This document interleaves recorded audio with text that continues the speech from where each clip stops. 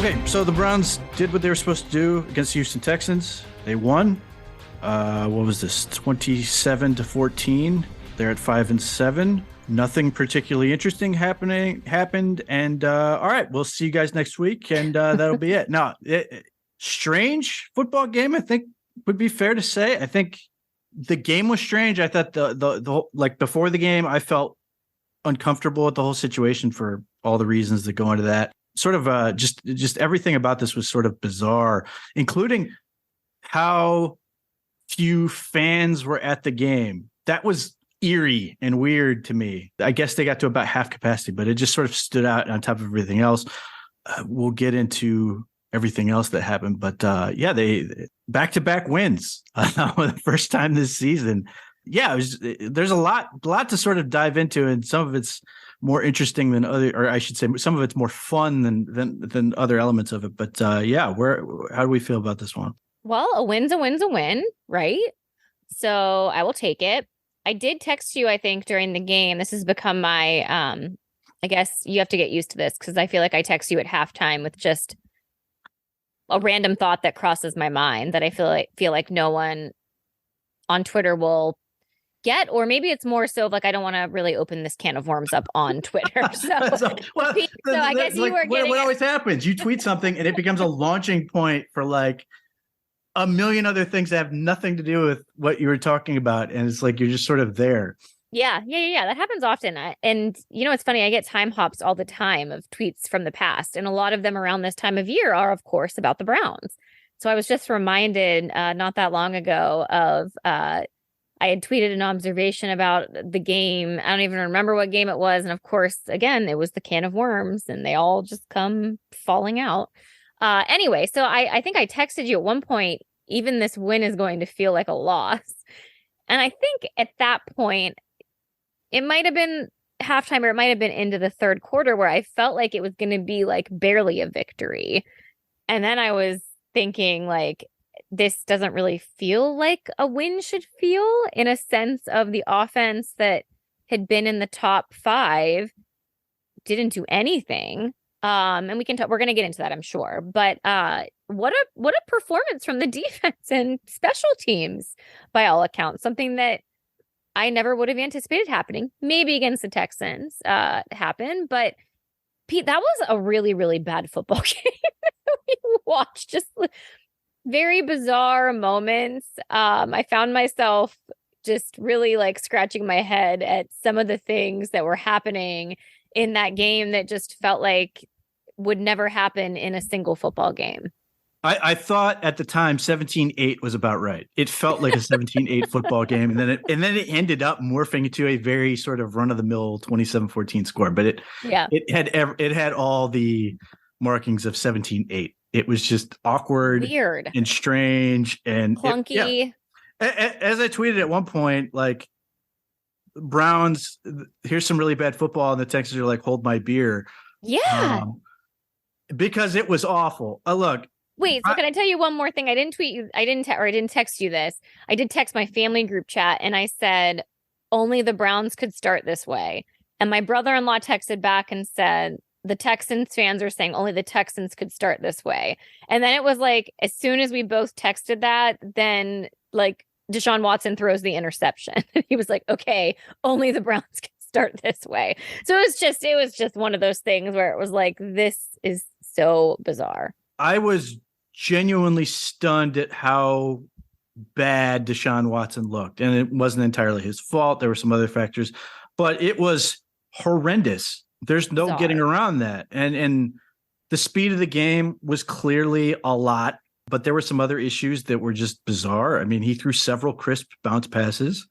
I think I saw someone tweet, it's a good thing they were playing on turf. Otherwise, he would have injured a lot of earthworms. Like it was awkward. And like, Wait, Pete, did you watch the All 22? Just out of curiosity. I've seen some of it, yeah. Okay, I was just curious to see how it looked, not on the normal broadcasted TV angle. Yeah, that's why I said it's not all on him, but it's a lot on him. It's just like I said, speed of the game was the biggest part. I expected that. What I didn't expect was those type of things where it's like he was rushing his motions so much or trying to do things that or like he recognized things late and then tried to make up for it with bad mechanics or things like that. And then you ended up with like his mechanics were all off balance, off kilter. And then you end up with a bunch of balls going off the ground. So that part was interesting. I thought they would do some of the things they did to try to help him out. They did a bunch of read stuff, which I thought was something they would do. They did try that to use some stretch bootleg stuff. I thought they would do that. And some of it did help, but just the whole thing was discombobulated. And because of just how uncomfortable he was, the whole operation was messed up. It screwed up. Wouldn't say screwed up, but it certainly did not help the offensive line. The offensive line was a little off schedule in some regards in that same way. So it was, like I said, it was worse than I thought it would be because what I thought would ultimately happen was that there were just going to be some easy throws that he was just going to be able to hit. There should have been.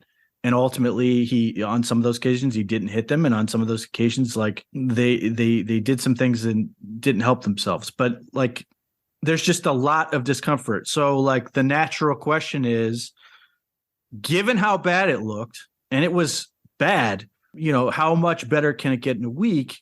It can get a lot better.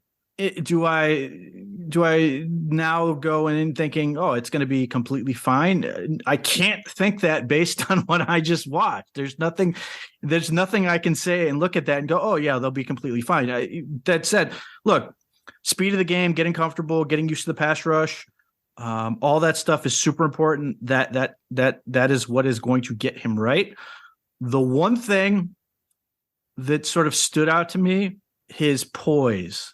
It's so weird with him because of everything we know about him and everything he's sort of gone through, that he's unflappable in a way that is like both sort of impressive and slightly creepy. And that will sound really bad saying that, like a really judgmental, but it's just like you contrast like some of the questions that are thrown at him in some of these press conferences, and it is as if it's like just it doesn't affect him. He's very stoic in those moments. You're sitting there going, like it has this very negative feel to it in a way that just it's very off-putting, if that makes sense. And I hope this makes sense because it probably sounds like I'm really hard on the guy or really like bad, but it's just it was always off-putting the way it's like.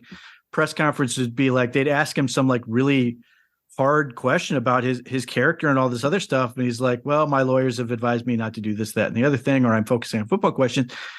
But like the way he sort of dealt with it in the game and then the post-game press conference, which was the thing I even texted you about that, is like that he's going to have to do this after this game, and I was very surprised, very like interested to see how he would do it. And like, one, I thought it would be the most gracious press conference in the history of football, because you're basically going to go in there and go, look, my teammates carried me. They did all this.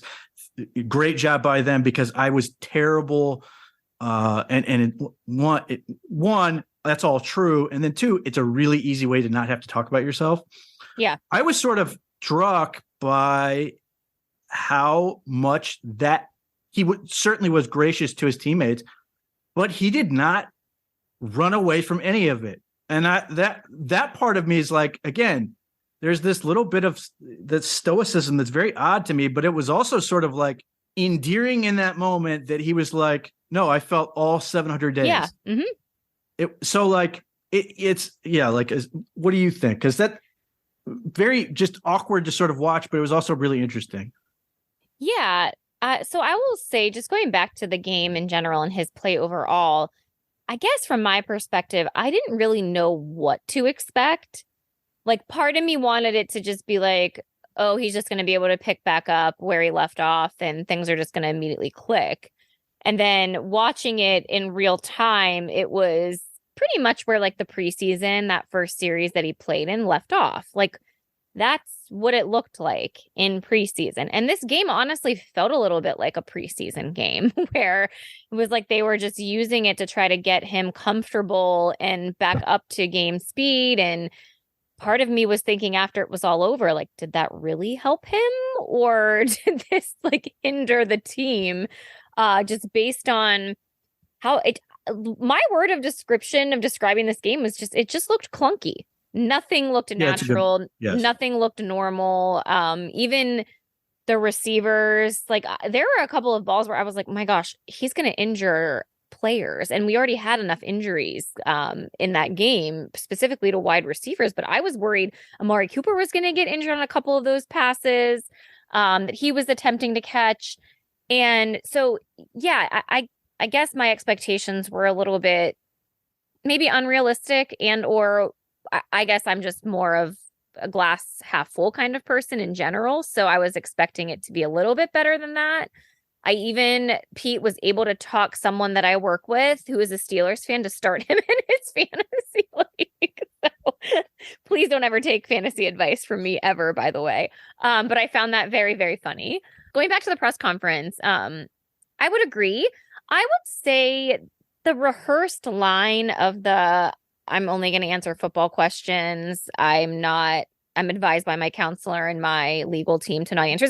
That to me just felt like he was fed that line and needed to say it to try to essentially stop those questions and the barrage of questioning, because quite frankly, the entire press conference could just be questions about that. And I think he knows that. I think his team knows that. In my opinion, if he is going to speak on it, I think he probably wants to control the nature of the questions, the actual setting of where these questions are happening, and having any semblance of control over the situation. Because I don't think he's the best at explaining his thoughts. And I do think sometimes he does sound nervous when he talks, or a little bit jumbled.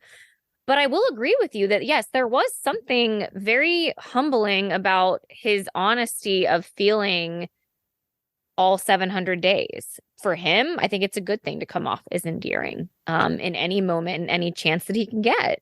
I think that's the first glimpse really of the Deshaun Watson that was so beloved. Yes, in Houston. Before all this, and Clemson and everywhere else, where you're just sitting there going, if I go back to his press conferences from Houston, wasn't he the quarterback that went viral in Houston?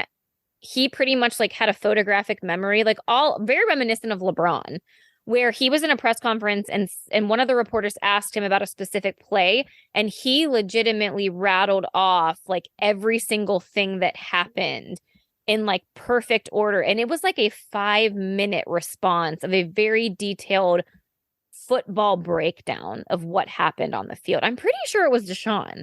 I don't remember if it was. I know there's a lot of quarterbacks and coaches I've seen do that, like Peyton Manning, Sean McVay. Those are the type of guys that I know that have done it. Wouldn't surprise me. But yeah, look, it's tough. Like, because like just mentioning the fact that Deshaun Watson didn't answer a question about like his, feeling guilty or whatever. Like, I get, a bunch of people on my mentions going, move on, this, that, and the other. You know exactly the type of responses I'm talking about when I say that this story's over or whatever. It's not, but whatever. I get it. They have to ask that question. You have to ask that question. But I also sort of sit there and go, look, if he hasn't answered that to this point, he's certainly not going to try to answer it the first post-game press conference of his play. What I expect, if that ever comes down, and at one point he sort of did that weird thing with Aditi Kinkhabwala, and it's weird that he hasn't sort of just like kept saying that and like makes it into this whole thing, my legal advice. And just, like, people argue with me, but I don't. I think you can look at this and frame it as saying, look, I regret that, or I should say, I wish I used better judgment in just how I carried myself through that. I hope I learned those type of things. Or frame it in terms of the girlfriend. I'm sorry I've put my girlfriend through all of it. I hate that she's had to deal with it. But whatever. So it's like, it's always tough because that always sets the tone for it. And it always becomes a sort of awkward back and forth and you sort of get lost in this. Yeah. So it's sort of interesting to sort of hear him just answer a question honestly. That's the first time like you've gotten sort of a really what felt like an honest reflection of what he's thinking or feeling, because he's been understandably, very guarded. Right. He's always worried about it. So that part, I don't want to dwell on that too much, but that whole thing was just very interesting. I'm curious to see how he gets on that. But like I said, I thought it was interesting, the poise he showed in general. I think it was interesting how focused he is in terms of like, this is what has to happen. I'm going to be better. We've got to be better. All those things you want to hear your quarterback say and all that stuff. And it was weird because at one point in the game, they had a play where he pulled out of center early and it was a penalty. And at that point, the whole, like, that is when they sort of just said, we're done. They handed the ball off every other time from there on out, and they just sort of got out, whatever, which is fine. But that was sort of like where just how bad it had gotten. But anyway, moving on from Deshaun, other than it was bad, and he can fortunately point to the defense and special teams and go, look, it's awful. I guess the only other thing I would say with Deshaun Watson that I thought was interesting was his teammates were very understanding to a man. All of them were like, Myles Garrett, JOK, all these other people are saying, no, he's going to be great. We understand it's a process, all this stuff. And it did not feel at all like a canned answer when they said that. That doesn't necessarily guarantee anything. It just stood out to me that without like, hemming or hawing or anything else, it was just, no, it's going to be better. He's going to be great. We have no worry about him or anything else. That was interesting. The I other would part, hope it can't get much worse than that. well, that's my real. positive look at it. It can't, Can it get worse? Probably not. I also found it interesting, before we get off the quarterback thing, Jacoby Brissett through this whole game, one, constantly engaged with Deshaun Watson, and two, constantly smiling the whole time. Like it was Jacoby. like So very sweet. supportive. Yeah, like he's who we wanted to be, want him to be. He was very supportive. There was no sense at any point. Obviously, these guys are friends. These guys are close. That's part of the reason they brought Jacoby in, among all the other reasons. These guys are friends.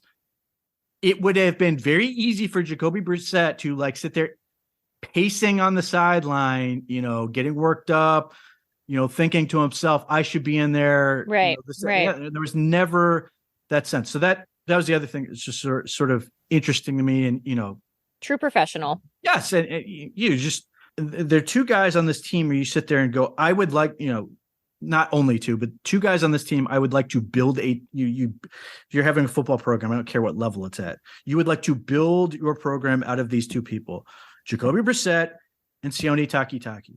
And unfortunately, Sione Takitaki tore his ACL, which will hurt the Browns.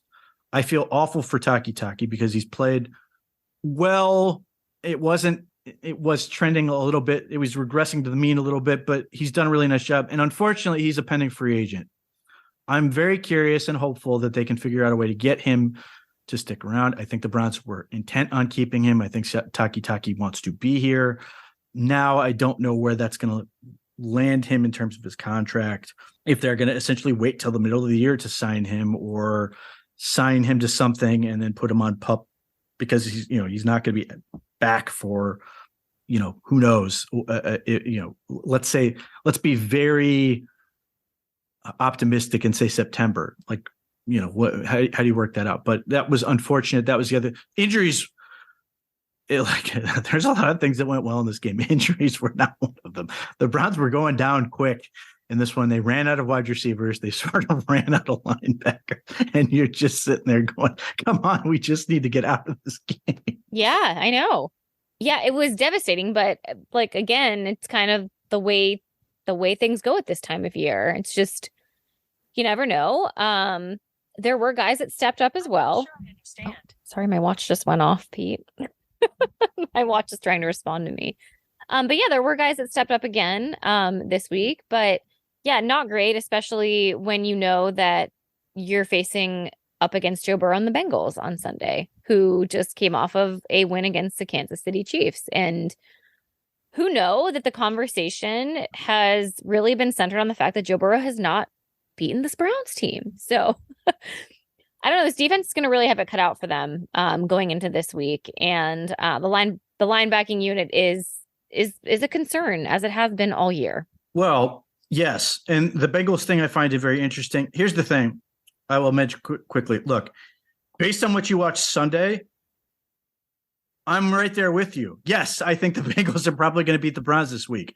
Yeah, I would remind people that the Bengals still don't match up very well with the Browns, except for the fact that DJ Reader is back. He was not available in the first game. He's a problem. But the Bengals match up really, really well against the Chiefs. So it's very easy to be like, oh, man, this is really, really bad. But they are really well matched up for them. They're not as well matched up for playing with the Browns. Clearly, as they've lost the last, 6, 5, somewhere in that neighborhood. It's even when Joe Burrow is, playing really well, it's difficult. But defense and specifically linebacker, the Tony Fields game. Tony Fields, a 5th-round pick in 2021. I think he missed most of last year with a foot injury. I know he missed like the entire preseason and camp with a foot issue, and then he was sort of like a special teams guy for the most part. And then this year, special teams mostly, but he's sort of gotten a little play here or there. He made one really big tackle against the Buccaneers, for example, which is a great play. And then this past week, he gets a forced fumble, which causes a touchdown. He gets an interception of his own, which causes a touchdown, and he recovers a fumble, which leads to a field goal. Yeah. 17 points. The Texans scored 14. So Tony Fields, 17, Texans 14. You're usually a pretty good set. Now, look, Tony Fields, I'm not going to sit there and go, oh, man, this is – look, I love this to be like, hey, this is his going – his coming out party, and he's going to be great from here on out. I don't believe that's going to happen. But what I would say is that the way Tony Fields plays, he's very smart. He diagnoses pretty well. He's very aggressive, and he just finds his way to the football. And when you do those type of things, good stuff tends to happen for you. And he just happened to get all of it in one game. The worst moment for him was when he tried to throw the ball into the end zone. And if you haven't seen the video, it's spectacular. It's up on. I did see that. Yes. He tries to throw the ball to his dad in the stands, and he short arms it a little bit. But dad is very enthusiastic that he's going to get this football and basically dives at it from 3 or 4 rows up, but manages to get the ball as he just completely eats it. Going pretty to the incredible. Ground. And then he gets up, I assume just adrenaline flowing at this point, and stands on the wall with his son's jersey on and everything, holds the ball up in triumph.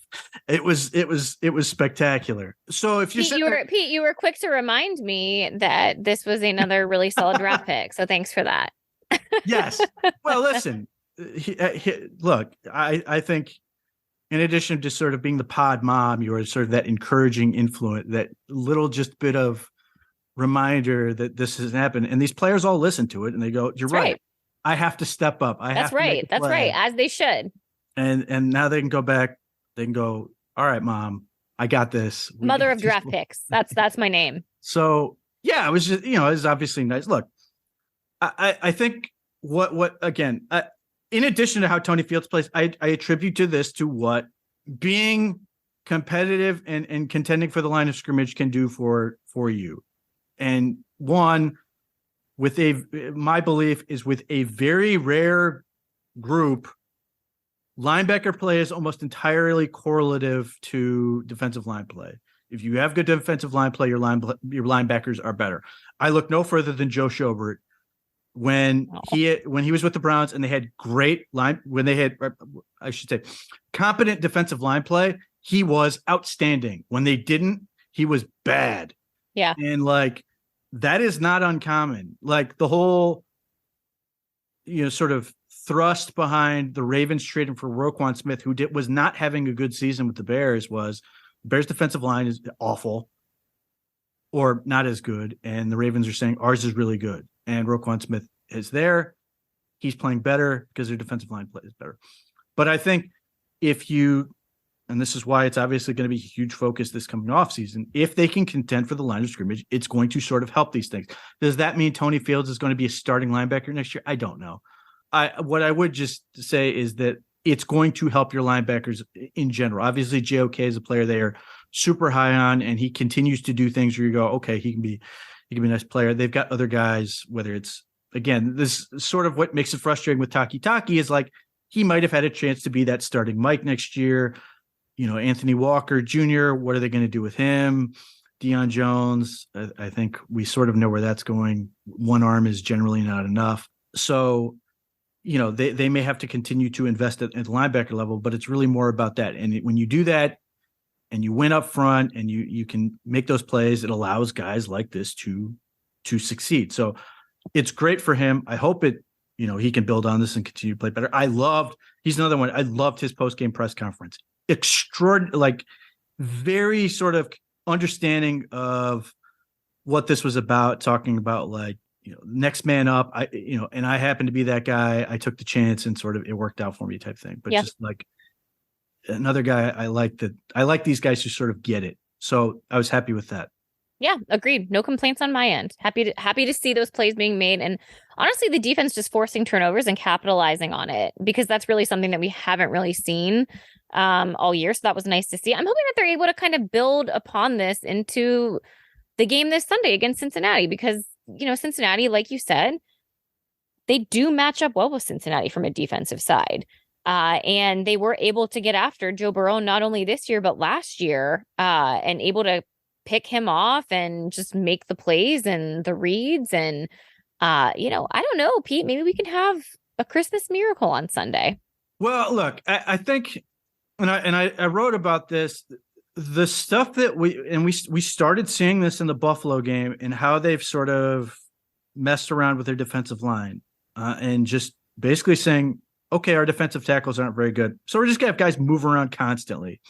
And it was interesting. They stunted, they had, slants, they had loops, all the tackle end stunts, all that stuff. It allowed the defensive tackles to sort of have a little bit more of an impact. They played a whole lot of Perrion Winfrey. I thought he had his best game of the year. And a lot of it was that. It was putting him in that tilted alignment and just saying, fire off the ball at an angle and do some damage. And they messed around with him. It allowed Myles Garrett to move around a little bit, allowed Jadeveon Clowney to line up a whole different number of different places. And, I think some of that in this week was born out of the fact that they knew they were the better team. They lined up defensively like they knew they were up against an inferior opponent. Good. But like you trace that back to Buffalo, they were doing a lot of the same stuff and had some success early with it. Right. So that's why I'm kind of interested to see if this continues. My biggest criticism with Joe Woods is he tends to be sort of stale and gets in these ruts and some other things that sort of make it easier on the defense. And I think he has done things the last couple of weeks that are sort of changing that up, which I will continue to attribute some of that on the fact that the Browns are so young and it's difficult to do some of these things because they can't trust that they're going to execute. And I think they're starting to see them get to a point where he's trusting them, which I think is great. So Alex Wright had a very productive game, which is good. Obviously, Myles Garrett, Jadeveon Clowney were all over the place. It was just really nice to see them sort of say, continue to embrace the fact, look, our defensive tackles aren't good. We can't fix it now. So let's just do this and see what happens. And it's a risk reward type thing. But I think the risk, the gamble is, hey, we were getting beat all of the time before. If we just get beat some of the time doing this, we're improving. So I would, again, weird game, but I enjoyed watching that part of it. Yeah. I don't think that's, well, first of all, we've already addressed the fact, Pete, that you have kind of approached this entire season and games that have not been great. It's just looking for little nuggets. So it feels like this is pretty on brand for you. True. Well, hey, look, it was a solid defensive performance. Yes. Well, there are a couple other things I really enjoyed with that. But I guess the thing is, like, from my standpoint, I have to live here. Like, if I hate it, it doesn't matter. It's going to make my life miserable. And there are certain media elements who I feel like live that every day. And I sit there and go, I do not want to be that. Right or wrong, that is sort of trying to be my approach with it, to not, get into a point where, like, there's some of them where it's just like, it is misery all the time. And like, it's very weird. So I try to avoid that. But like, the other part is like trying to see it from the Browns' perspective on what they're trying to do.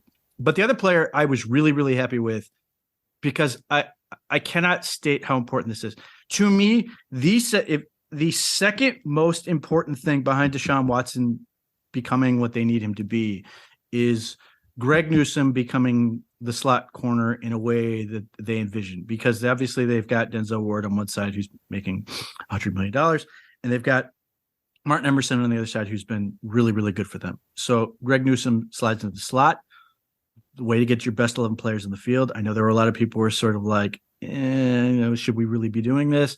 And it's been clunky because he hasn't done it before. But the game against Houston, he looked comfortable. He had just missed 2 games with a concussion, and he almost came up with a near interception. It was just very refreshing to see him play as well as he did.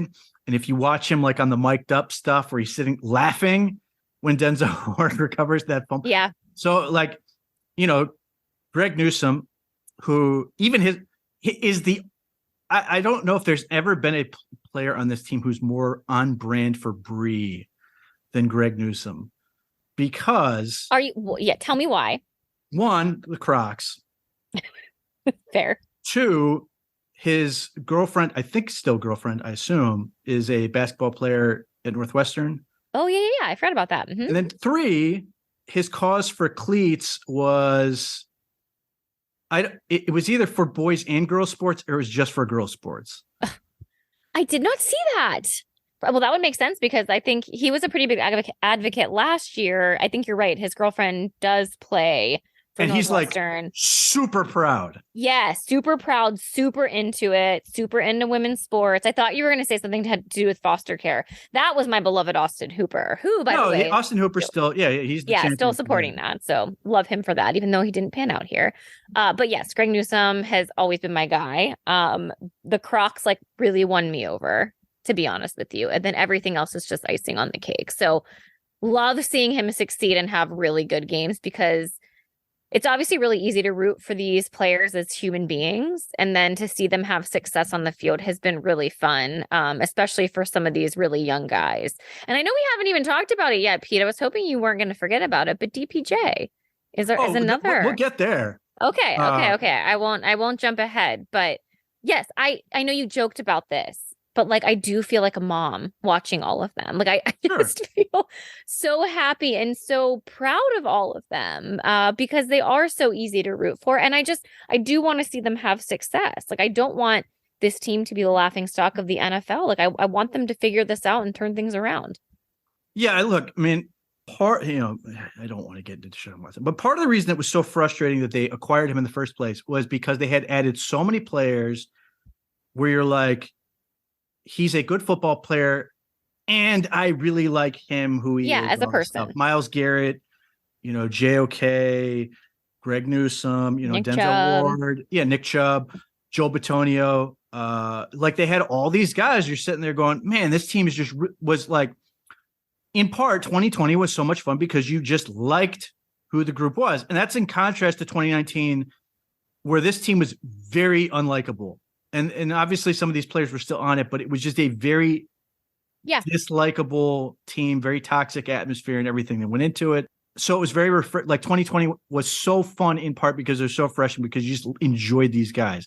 And even when people didn't hate Baker Mayfield back then, when they enjoyed him, that was part of it, was because he was so exuberant and exciting and all these other things. But so for a guy like Greg Newsom to do all these things and be like such an advocate for like women playing sports and all this stuff, it's like, like I want to see him succeed. So when he succeeds, or the team succeeds in that regard, Like, it's really fun. And DPJ is right along in that.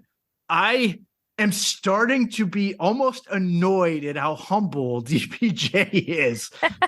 He returns the punt. Like, don't get me wrong. He gets excited. He returns the punt, which was awesome. Like, there's so much to talk about with DPJ and what his growth as a player. But when he crosses the goal line, he immediately throws the ball up in the air. He's super excited. And then after the game, it was like he was talking to Josina Anderson or whoever, and he's like, "Yeah, my guys made a bunch of great blocks." It's like, and you're just like, "Come on, man, own it a little bit," because he's great. Like, that's who he is. He's a very smart guy. But he's super, super humble. And the other thing, this sort of becomes its own sidebar, is like they have a lot of players in the Browns that have like been very open about mental health. Yeah. Like the struggles with it. And Anthony Schwartz just had an article come out with him, but DPJ's in that camp. Like, DPJ is a guy who's been in that camp. So it's another thing where you're sitting there, you just love to see him succeed because for all those reasons. Yeah, but Pete, like, not everybody has that same mindset.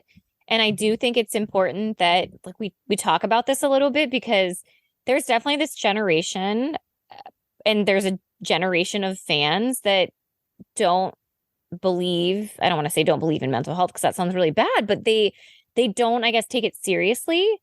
And there's just such a big gap between, I think, some of these younger players and them being so open and honest about mental health. And we talked about this a little bit too.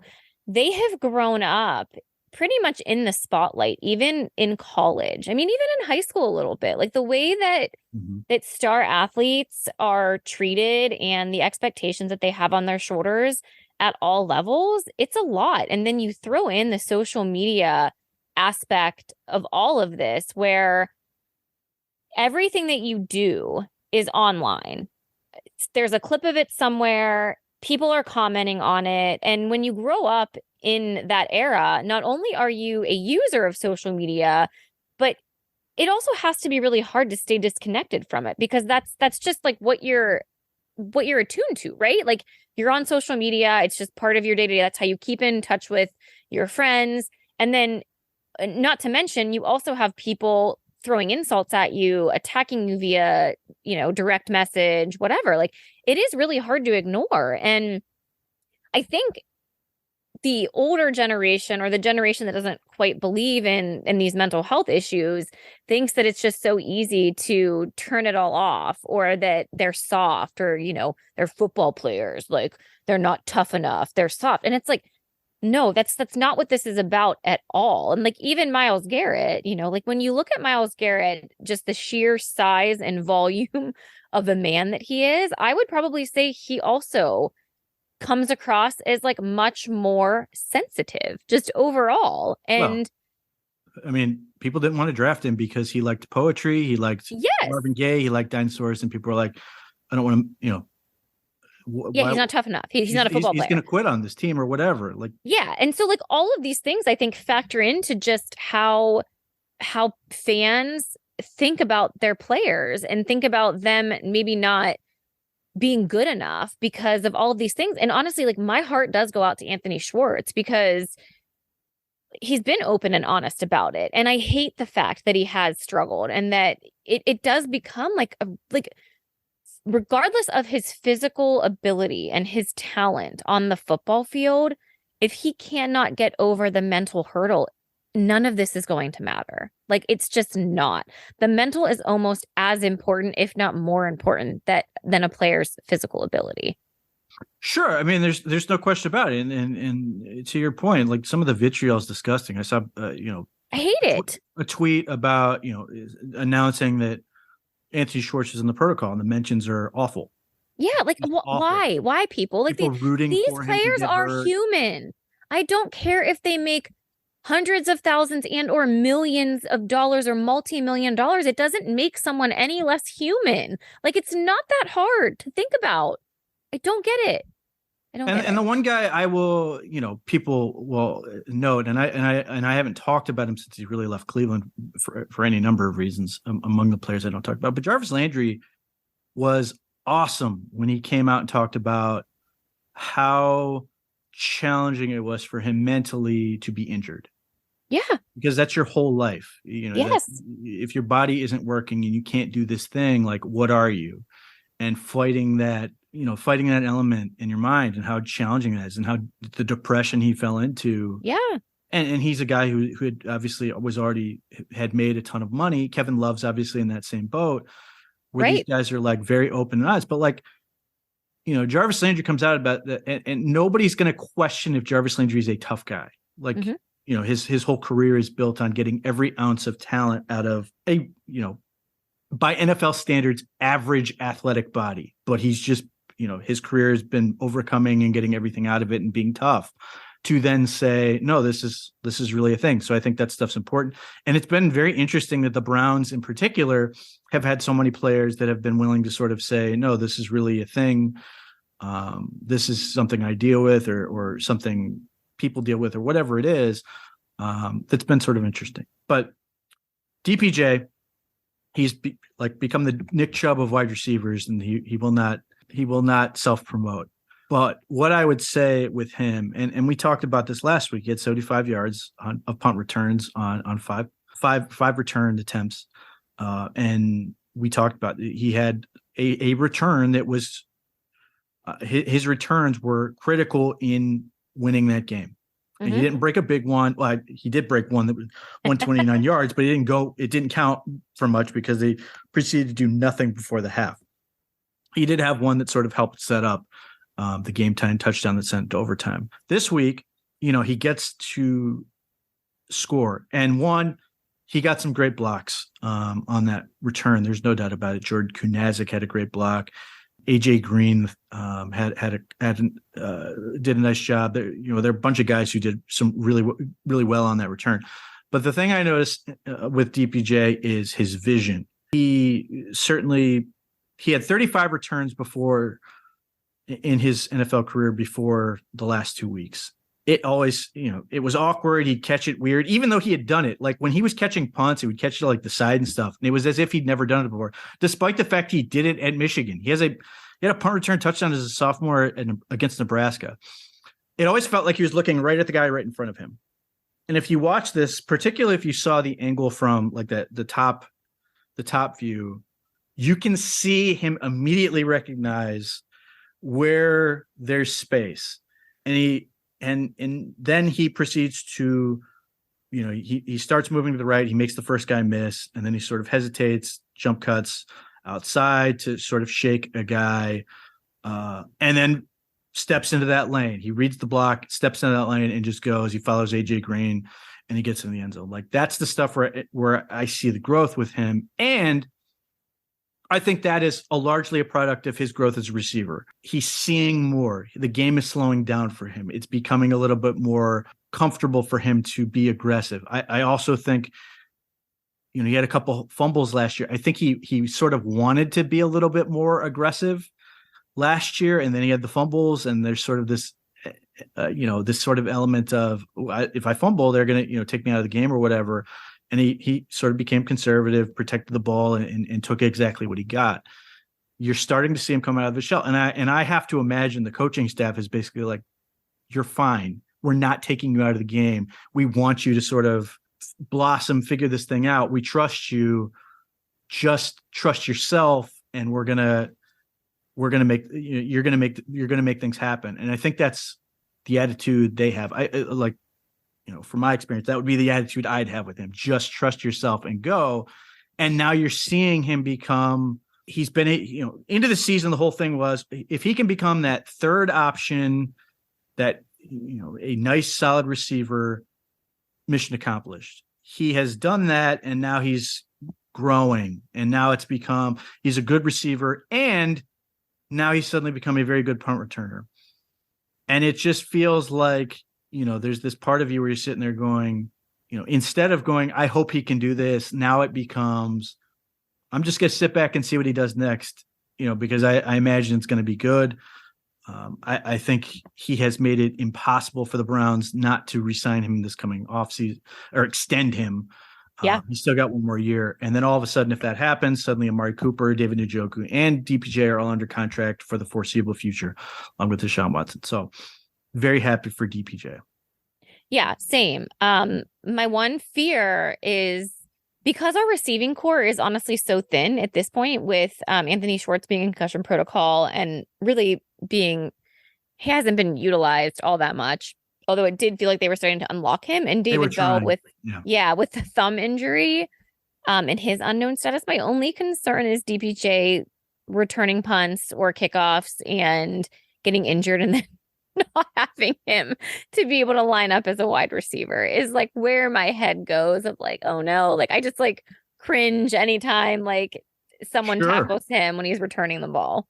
Well, the thing you gotta have to remember, and like this is part of it, where you're sitting there going, no, he's 210 pounds. Like he's huge. I know he's like a block. Yeah, it's him, and this is not random. Like Amari Cooper is like 215 pounds. Like DPJ is about 210 pounds. Like this is a thing they are trying to do. They've got multiple guys in that range of being big. Like they are a power offense in every sense of the word. They want to overpower you. Yeah. They're guys. So like part of that punt return was him just running through guys, running through a tackle attempt. And that's where that's where he becomes really problematic. In the same way that Josh Cribbs was.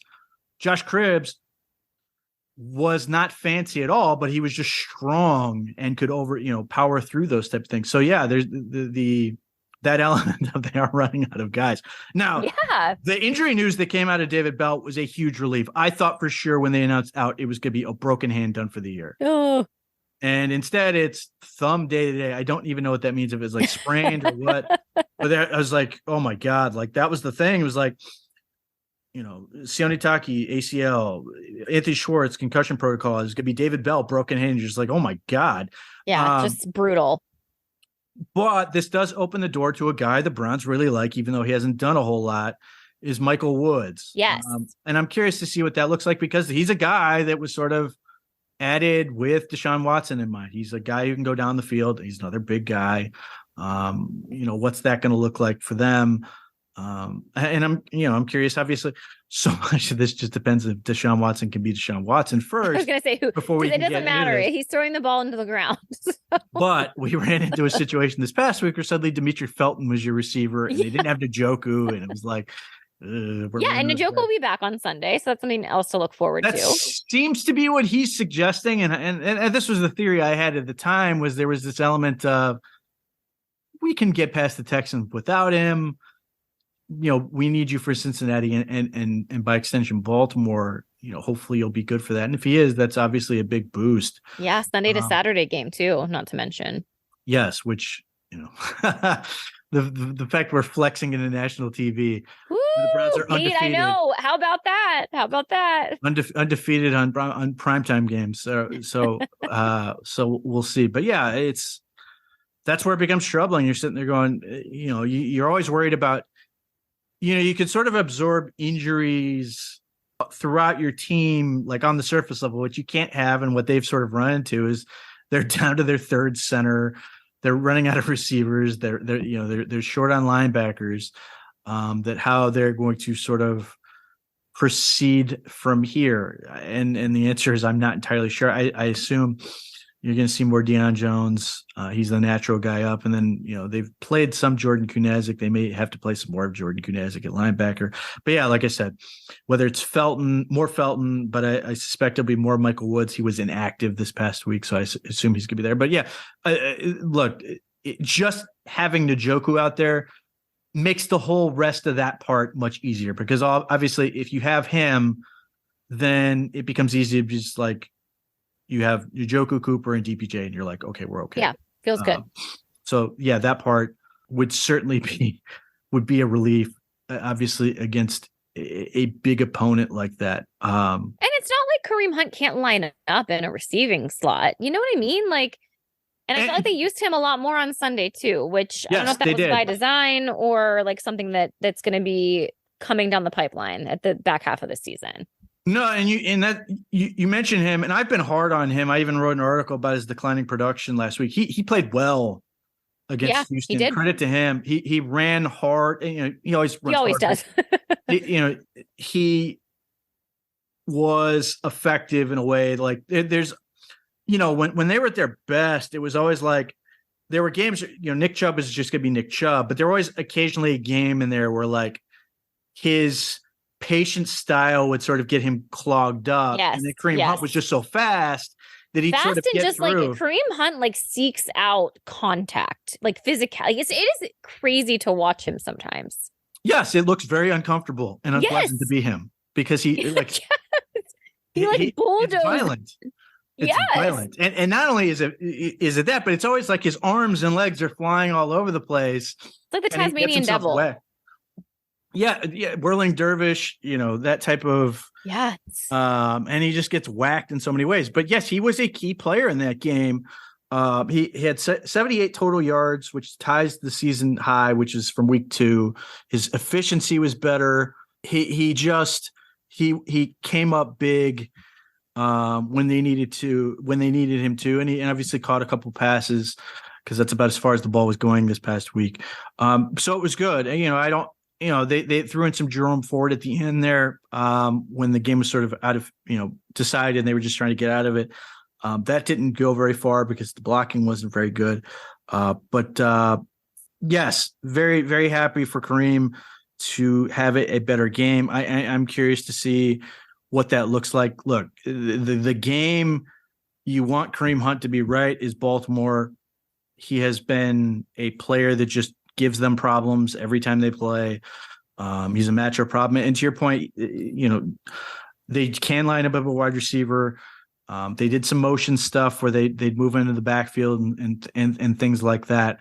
So yeah, he can be a component, particularly with the amount of read type plays they want to run, some of that, RPO stuff. He can be really helpful with that. So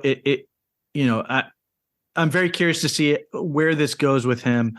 As I've said, I don't assume he will be back, but I just wouldn't rule it out after the season just because I don't think there's going to be much money for him for all the reasons we talked about. It's just his style is very hard, and I don't know if there's much money there for a player like that. And if there's not, then the Browns may be just like, okay, come back for another year. And obviously that would make Nick Chubb happy, and there's that element to it. So yeah, it's refreshing that they were sort of able to get him going again in a game where they sort of needed it. Yeah, I agree. I hope we get to see more of that. The only other thing that I would sort of touch on, I think special teams in general is trending in a better direction. How do you feel about that, Pete? Mixed emotions?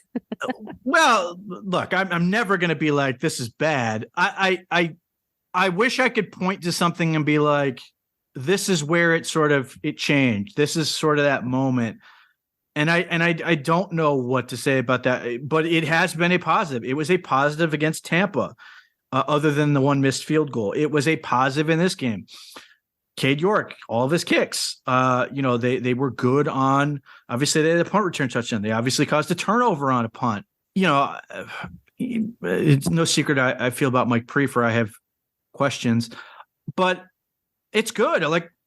My fear is obviously that the Browns defense and Browns special team sort of blew their proverbial wad in this game where we've been waiting for them to do something all year, and they picked this one where they just let it all out, and now they're going to have nothing left. But certainly that would be great if it would be such a big pickup for these last 5 games to be able to say, this is now at the very least not a liability. If it would just be even average, that would be fine. But now you're curious to see if they can keep this going, if they can play that well, does it become an advantage for them? Do they suddenly now get a little bit of an extra boost out of that group? The one guy who I really like to come out of college, and I'm happy for him to succeed, is Jordan Kunazic.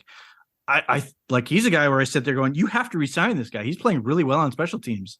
But yeah, so it's genuinely interesting to me that they were awful for basically 10 games, just horrendously bad. And I don't put it past them to go right back to being bad, but to go from that to the 2 games where they were pretty good, or the Houston Texans game where they were great. I'm sort of verklempt on that one to see where this goes. If it becomes a big boost against the Bengals, it's going to be hard to argue with it. I mean, if you have what appears to be your kick returner in Jerome Ford. You have what appears to be a real punt returner in Donovan Peoples-Jones. Cade York has to obviously continue to kick well. Does this sort of propel them in a way that's going to finish them strong, and then ultimately are we going to end up in a situation where every coach comes back and people are not going to know how to deal with it? I don't know. You're using a lot of really big words right now to talk about special teams. You're saying players' names that I've heard for the first time ever on this podcast. You're not a Jordan Kunazik out of Cal person. No, I would say they've looked really good against some really bad teams. Fair. And yeah, let's see how things go these next couple of games. And if they can put the Browns in a position that's of advantage, right? Like, we need them to be good against the good teams. So, and like, we're going to need them going in against Cincinnati and Baltimore, because, we don't know what we're going to get from the offense. So let's make some plays happen, and let's see if Preeth can keep this up. Yeah, well, and again, you're 100% right. It's the same thing with the defense, where you're sitting there going, they played well against the Buccaneers, who were gifted a game against the Saints. Tom Brady, living up to his mentor's teaching, Jacoby Brissett following that up after being beaten by Brissett last week, taking those lessons and finding a way to come back and beat the Saints. That was good for him. I'm very happy for Tom. He needed that. It's been a rough go for him this life. And then, to beat a bad team. They beat the Houston Texans, are a bad team. Now, I look at some of the things we talked about, and I'm very happy that those things happened. I think some of those guys needed that. But right. You're right. If they come out and they suck against the Bengals, it's ultimately going to be sort of, unimportant. It needs to carry over. And to your point, it's a good one. Is special teams going to come up big in this last stretch, or are we going to sort of go right back to being bad? That's sort of the question and the challenge. Yeah. Okay. So somebody sent me a question for us because it was too long for Twitter, which was, and I apologize if I don't know who sent it to me, but they obviously listened, since they said this could be for the pod. Players are declaring for the NFL draft. Players are entering the portal, including JT Daniels, who's about to go to, I think, his 17th college. There are a lot of people who are very excited about Jackson Smith-Njigba. It just entertains me. The Browns have Amari Cooper. They have Donovan Peoples-Jones. They have David Njoku. And all these people like, the defense is bad. The special teams are bad. Oh, my God. Is that an Ohio State receiver? We have to give up all of our stuff to get him, which is not a commentary on Jackson Smith-Njigba. I think he's a fantastic player. Just that element of Ohio just entertains me to no end. The question being, regarding NIL, is that going to force the Browns to sort of change their philosophy on, how they view age? And the answer to that part, I think, is no, at least not right now. But the bigger question is about sort of the impact of NIL and what it's doing, and, sort of, is that a good thing for college football? So I don't know, where are you at on that? Or do you want me to answer that? No, I guess I feel like this trend had started to happen even before NIL really became a big thing in college. And to be honest, it used to feel like, unless you were in a chance or in the playoffs to have a chance to win the national championship, players didn't really care, right? Especially ones that had high draft stock or thought that they could be a really high pick, because an injury in a bowl game can be detrimental to potential earnings. So I understand that mindset and that perspective. Now it's interesting because you have players that aren't willing to take a chance that are in the playoff. And obviously with the playoffs changing to having more teams going forward, I do think that's kind of the NCAA's answer to trying to maybe stop some of this from happening. But I don't know. I think it's interesting. I see both sides, honestly, of people that want to have an opinion about players opting out and getting ready for the draft. And I can see the players' perspective, too. So I don't know. I don't know if the NIL really was a factor in that. Maybe more so now, but it felt like it was really trending in that direction regardless. Okay, well, the one thing I did want to touch on with this is Jackson Smith and Jigba and the people who are angry at him for not playing. Yeah. He's injured though. I mean, like he legit has an injury. What is the point of college? To get a degree? Well, I mean, theoretically, you're right, but I mean, it's like theoretically, it's to prepare you for life after college. Yes, correct. Jackson Smith and Jigba has gotten what he needs in college to do the next thing. So nobody should begrudge him for doing exactly what college is supposed to do, which is prepare him for life after college. That was a really hard question. You've had 2 podcasts in a row or where you asked me questions that I think I should know the answer to that I answered. Well, it's just like, but that's the thing is like, what is the point of education? It's to prepare you for, life. Jackson Smith and Jigba has a path to make, to succeed as an adult. Mission accomplished. That is what college is for. Like, I understand why people sort of get frustrated and go, oh man, it sucks he's not playing. I get it, but this is the point of college. It is not to entertain you. And that, I like college football. I like college sports in general. I think they're great. I coach high school sports, same thing. It's the same thing for me. Like at our level, our goal is to get these kids to prepare for life after high school. And in most cases, we want them to go to college. If we can do that, even if it's the expense of high school, playing high school, that's fine. Like it may not feel good in the moment. It may be irritating in the moment, but it's to get these kids to have a better life. Jackson Smith and Jigba, mission accomplished. The larger question. Oh, go ahead. Well, if I could just add too, like from his perspective, when you look at Ohio State and the receivers that they have been churning out in that program, he's looking at Olave and Garrett Wilson, who both went really high up in the draft. And like to be frank, like it's almost like they are also next man up. So like he hasn't really been able to play at all. And you have other guys stepping up, and it's like there's no beats missed because they've just been wide receiver university at Ohio State recently. So that also has to kind of play into it or weigh into the decision as well, with like looking ahead, but also feeling like, listen, this team's fine. Like even if I don't play, like they're going to be okay. Yes. I mean, yes, Ohio State's usually just fine. It's not as if he's, refusing playing Kent. I mean, that's how he got his opportunity. Really, when you think about it, yes. His coming out party was because Olave and Garrett Wilson didn't play in the bowl game last year. Is that right? Yeah, they both were preparing for the NFL draft. And that's when he went off to, that's why he was so anticipated, because he had the record-setting day of 700 yards receiving, it felt like. I think it was like 35 touchdowns. Yeah. So the larger question about NIL and sort of like, how it impacts the NFL draft and stuff. One, I love NIL for players, because the whole point of what originally, people who are old or old enough, when you declared for the NFL draft, the NBA draft, it was hardship. You declared hardship because it was a financial consideration. Like, I need to get out because I need to make money. And it's easy to forget, like, some of these players are not coming from great situations, and they are being asked, even in college, to be the breadwinner. Yeah. It's an unfortunate reality. And the one Mac Wilson, I didn't think much of as a player, but I felt awful for him because when he declared, from Alabama, Nick Saban's like, I don't think he's ready. And Mac Wilson's like, I have to do this. Yeah. My family needs this. So I love NIL because it allows those kids to have a more honest discussion about, are they really ready for it? As opposed to, I need to do this.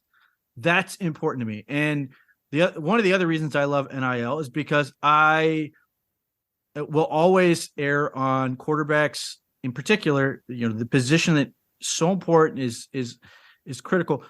You need as many, with some exceptions, you need a ton of reps. You need as many game opportunities as you can get.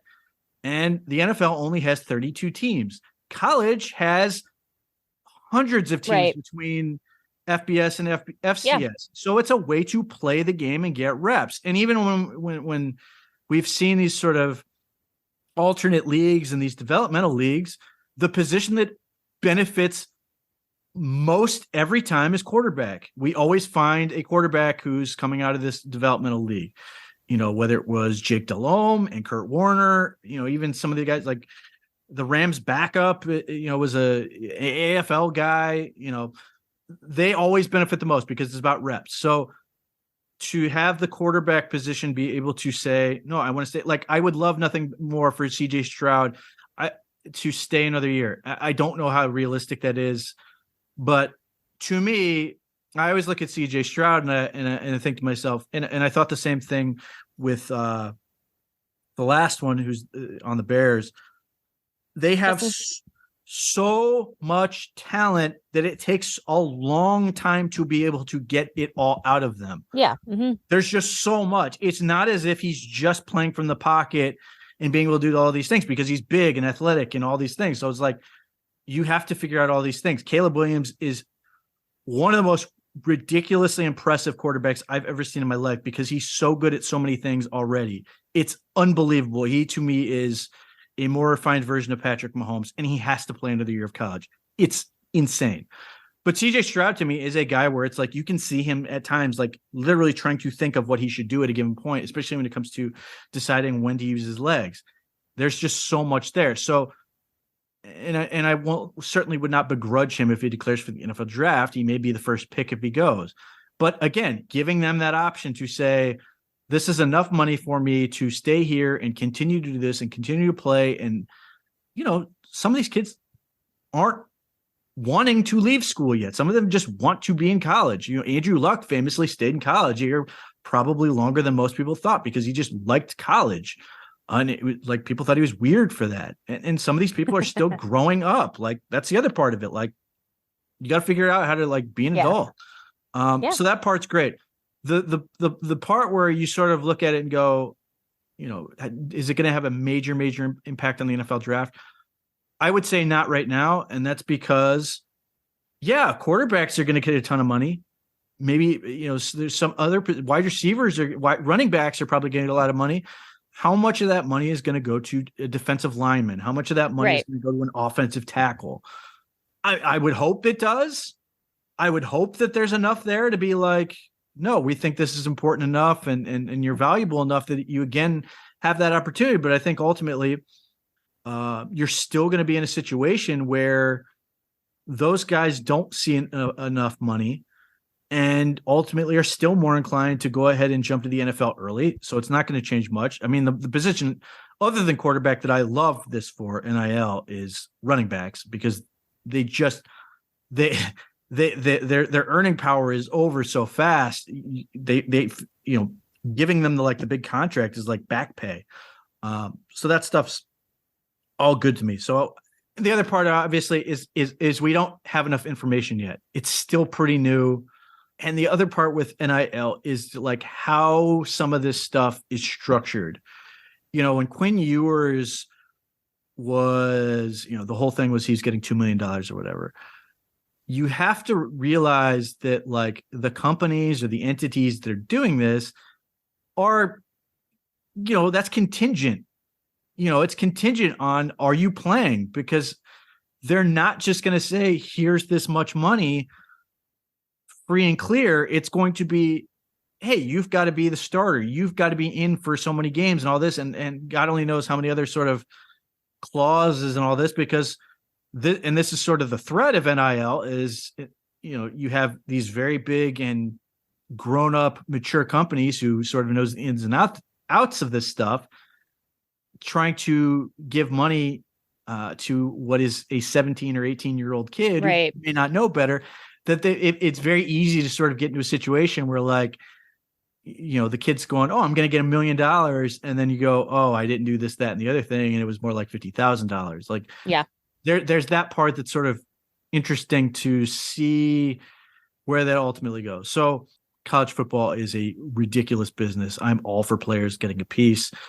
Is there sort of a dark side of this? Maybe, it's surely, of course there is. I mean, it's awkward and weird. Like I said, JT Daniels is a perfect example. He's already started at 3 different colleges, and he's going into the portal and may get 2 years more of eligibility. like that part, as I think as a graduate student, so he could play right away again. Like that part, it gets to be a little ridiculous, but I'm all for empowering athletes and taking some control away from coaches. Is it weird to sort of see what amounts to be like something like 2,600 kids or whatever it is in the transfer portal? Yeah. The other part of that scares the crap out of me is how many of those kids stay in the portal. A lot of those kids don't come out, and it's really bad. That is obviously a danger, but I love the idea of being able to let these kids. I like the idea of empowering these kids. Yes. And that's ultimately what it comes down to me is I want you to have as much ability to make the decision that is best for you as opposed to the decision you need to make. And that's good. So that's why I said it's a long answer. I couldn't answer that in a tweet, but it's a good question. I do think it's interesting. I do like the whole aspect of that part of college sports and just how ridiculous it is in terms of how much money they make. Not to mention they can be on TikTok and make their money off of TikTok. Because like those were things they also had to, like they couldn't just be like a normal kid or / influencer if they were an NCAA athlete.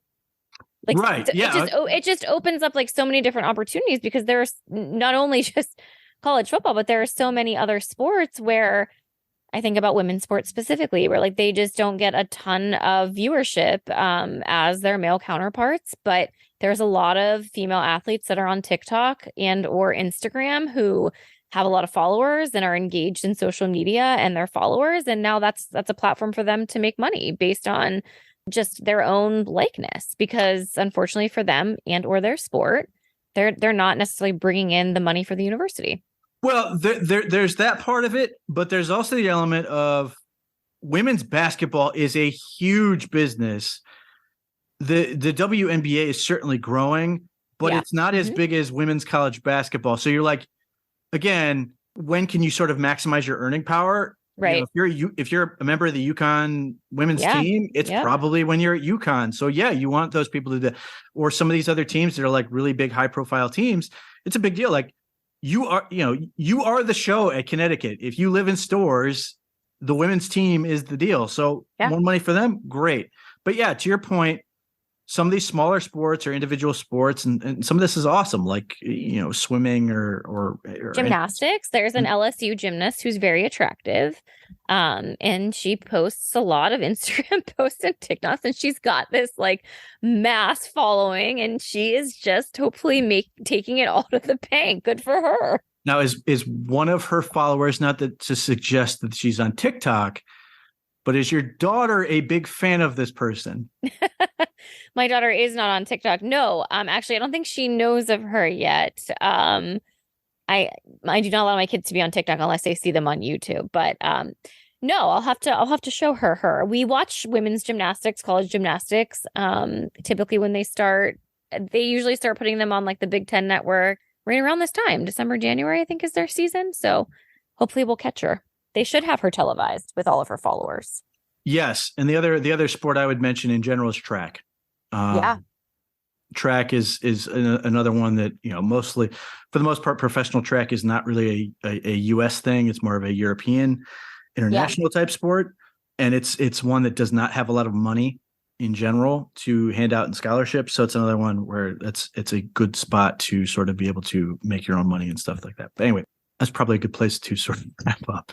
We went a while on that, which is good. Like I said, it's an interesting topic. Like I said, it's empowerment for a lot of people that I think have been underserved for a long time. So that's why, I sort of understand to a point where they go, oh, this is a corrupting influence. You're giving this much money to somebody at this age, whatever. They're earning it, whether they, you want to acknowledge it or not. So anyway, Browns play the Bengals this week. It's going to be obviously an interesting game. Deshaun Watson has to get significantly better in a short amount of time.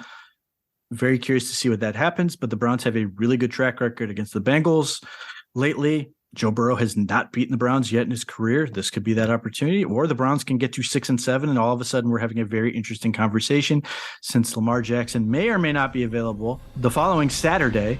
So we will be back next week. Obviously, do all the things that help us out. Review, share, like, all that stuff. We will be back next week.